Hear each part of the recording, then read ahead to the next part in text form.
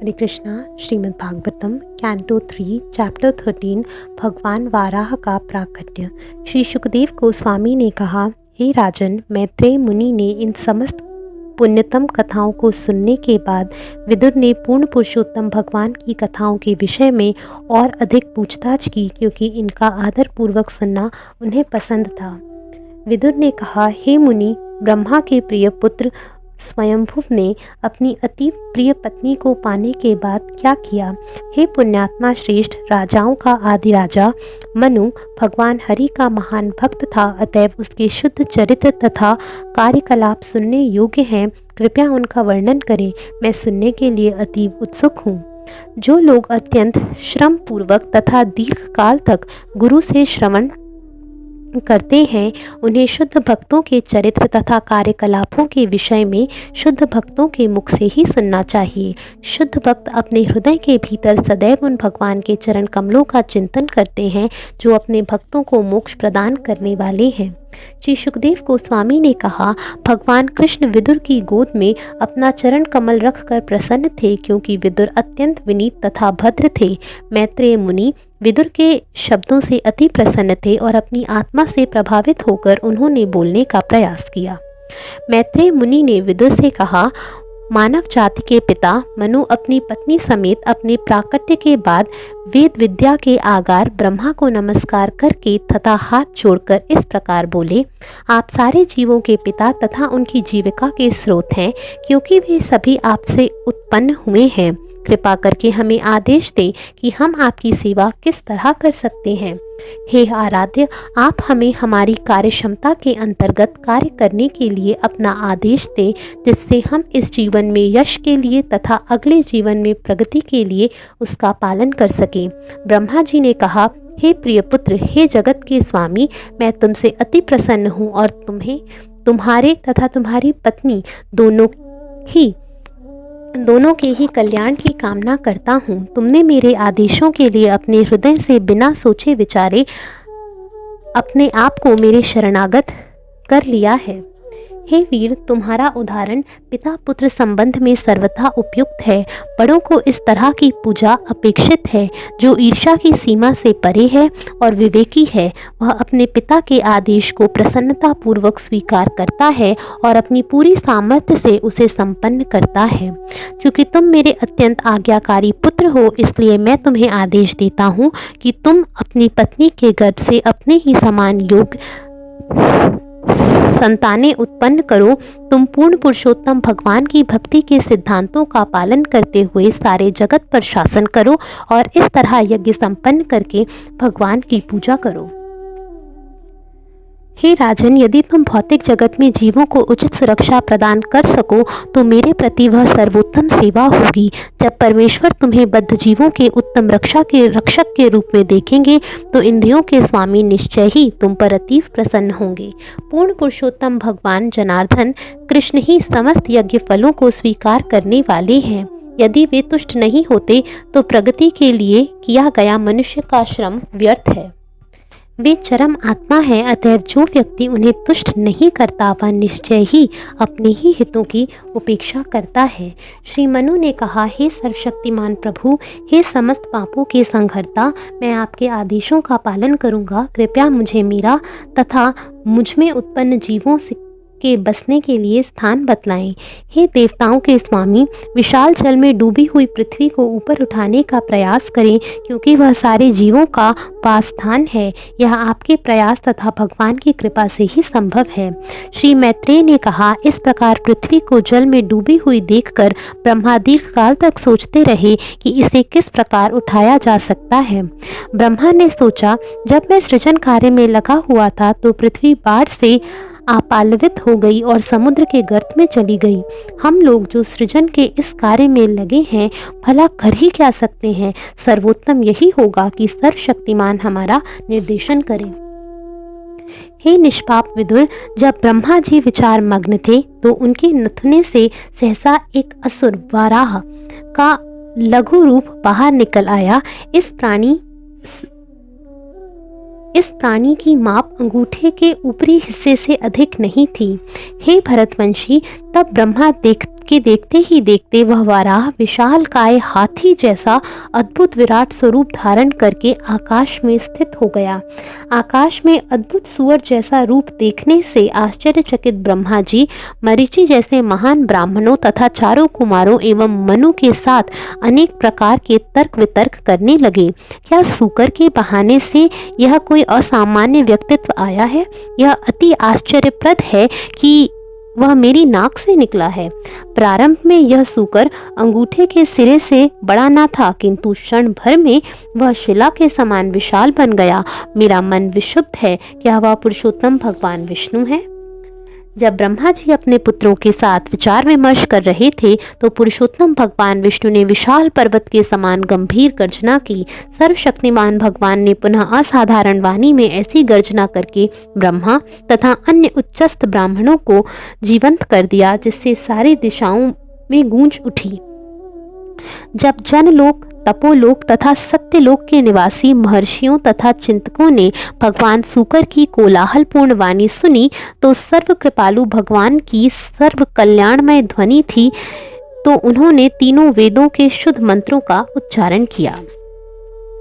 हाथी के समान क्रीड़ा करते हुए वे महान भक्तों द्वारा की गई वैदिक स्तुतियों के उत्तर में पुनः गर्जना करके जल में घुस गए। भगवान वैदिक स्तुतियों के लक्ष्य हैं, अतएव वे समझ गए कि भक्तों की स्तुतियां उन्हीं के लिए की जा रही हैं। पृथ्वी का उद्धार करने के लिए जल में प्रवेश करने के पूर्व भगवान वाराह अपनी पूंछ फटकारते तथा अपने कड़े बालों को हिलाते हुए आकाश में उड़े। उनकी चितवन चमकीली थी और उन्होंने अपने खुरों तथा चमचमाती सफेद दाढ़ों से आकाश में बादलों को बिखरा दिया। वे साक्षात परम प्रभु विष्णु थे, अतएव दिव्य थे। फिर भी सूकर का शरीर होने से उन्होंने पृथ्वी को उसकी गंध में खोज निकाला। उनकी दाढ़ें अत्यंत भयावनी थीं। उन्होंने स्तुति करने में व्यस्त भक्त ब्राह्मणों पर अपनी दृष्टि दौड़ाई। इस तरह वे जल में प्रविष्ट हुए।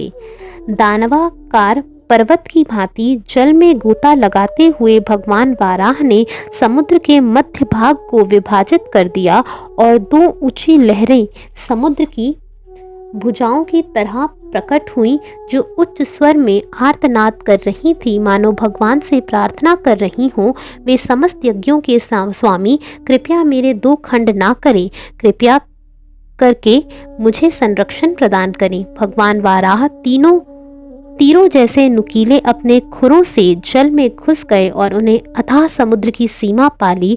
उन्होंने समस्त जीवों की विश्राम स्थली पृथ्वी को इसी तरह पड़ी देखा जिस तरह वह सृष्टि के प्रारंभ में थी, और उन्होंने उसे स्वयं ऊपर उठा लिया।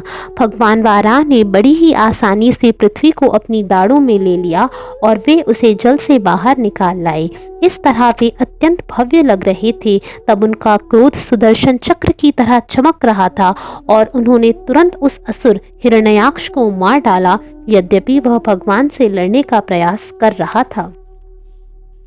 तत्पश्चात भगवान वाराह ने उस असुर को जल के भीतर मार डाला, जिस तरह एक सिंह हाथी को मारता है। भगवान के गाल तथा जीभ उस असुर के रक्त से उस तरह रंग गए जिस तरह हाथी नील लोहित पृथ्वी को खोदने में लाल हो जाता है। तब हाथी की तरह क्रीड़ा करते हुए भगवान ने पृथ्वी को अपने सफेद टेढ़े दांतों के किनारों में अटका लिया। उनके शरीर का वर्ण तमाल वृक्ष जैसा नीलाभ हो गया और तब ब्रह्मा इत्यादि ऋषि उन्हें पूर्ण पुरुषोत्तम भगवान समझ सके और उन्होंने सादर नमस्कार किया। सारे ऋषि अति आदर के साथ बोल पड़े, हे समस्त यज्ञों के अजय भोक्ता, आपकी जय हो, जय हो। आप साक्षात वेदों के रूप में विचरण कर रहे हैं और आपके शरीर के रोमकूपों से सारे सागर समाये हुए हैं। आपने किन्हीं कारणों से पृथ्वी का उद्धार करने के लिए अब सूकर का रूप धारण किया है।